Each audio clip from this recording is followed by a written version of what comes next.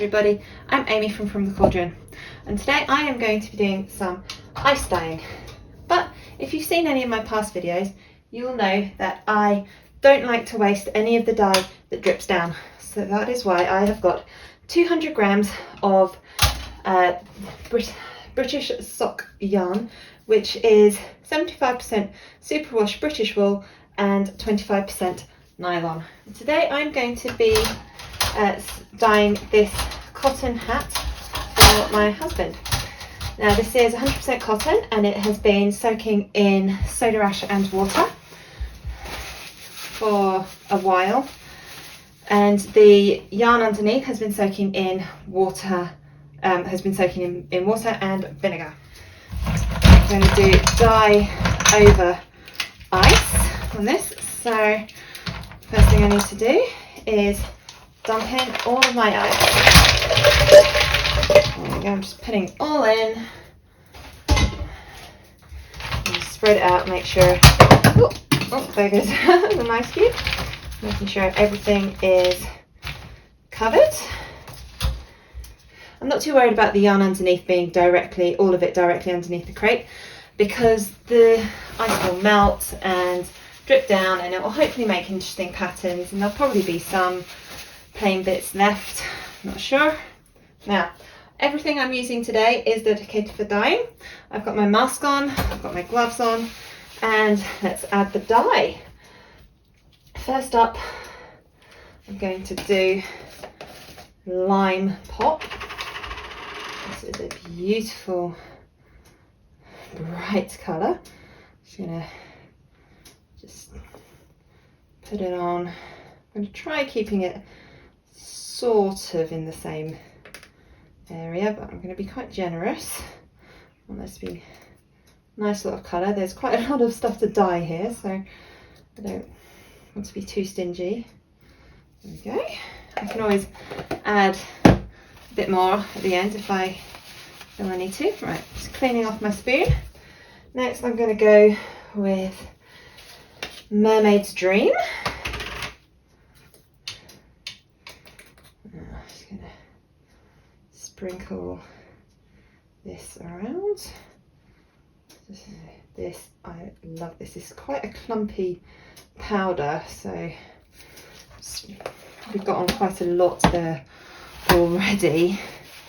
I'm going to go on to, shall I do Mum Jeans and Daffodil at the end? Or Daffodil then Mum Jeans? Because this Mum Jeans is a nice blue. Yeah, I think I'm going to sprinkle that at the end here.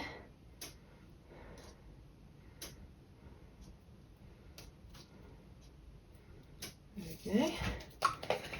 And so that's Mum Jeans, and I'm going to put Daffodil over here in this big section here. This is a beautiful yellow, and I'm hoping it will work really nicely with the other colours and not necessarily all turn into green. I'm hoping there'll be some yellow still here. There we go. So I'm being quite generous with this yellow. I want to make sure there's lots of it. There we go. I don't want to add any more. I think I'll add a little bit more Mum Jeans.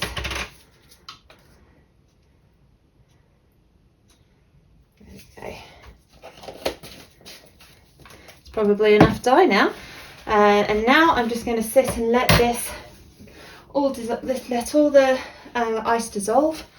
Once it's all dissolved, I'll leave it for 24 to 48 hours, possibly longer, and then I can wash the hat. And once all the ice has melted, I can then heat set the yarn underneath. Now I'm just going to move this quickly, and you can see this is why I wanted, drifting down. This is why I wanted yarn underneath, because there's powder that's dropped through already, and there's just going to be a lot of dye dripping all the way through that's not going to stay on the hat, and I didn't want to waste it. So that's why that is there. So I'm going to leave this now for a couple of days. It's the next day, and as you can see, the ice has completely melted. I'm going to move this to the side now and just let this hat sit for a couple of days, and now I can heat set this beautiful yarn. The heat is on low, and I'm just going to let it slowly come up to just below a boil, and I'll keep an eye on it. Hopefully I won't need to add any more water to it, but I will keep an eye just in case the water level drops too much. I really don't want this beautiful yarn to burn. I want to try and keep the colours sort of where they are. So we've got mum jeans there, we've got some daffodil, got lots of lime pop over here, and still some of that gorgeous mermaid stream here. So yeah, and it all looks to be a lovely green colour underneath. Yeah, I'm really happy with this. So I'm really going to try not to move this yarn and hopefully preserve some of those colours. The yarn is now cooled down, so I can wash this. I didn't add any extra water to this, but I did cover it up with some foil to try and keep some water in. Now, you can see that there's still dye in the water. I wasn't expecting the dye bath to clear, but it's a lot lighter than it was. Now, let's give these a rinse. Oh, there's some white patches in this still. I'm really happy that I managed to save some of that colour. So rinse these with some cool tap water. Now, there is a lot of dye coming out of this, which is to be expected because it's been sitting in a dye bath. It still had a lot of dye in it, but hopefully it won't take too long for this to run clear.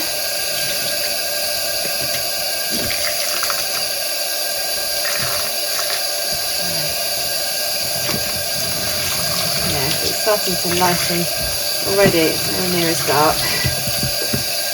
So I'm just going to keep rinsing this. This is a bit tangled.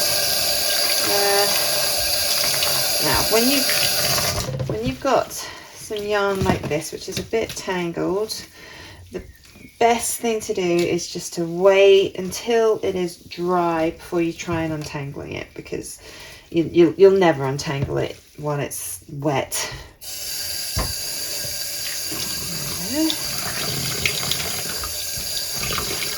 Add a little bit of washing up liquid just to help remove any undissolved dye, any unbound dye.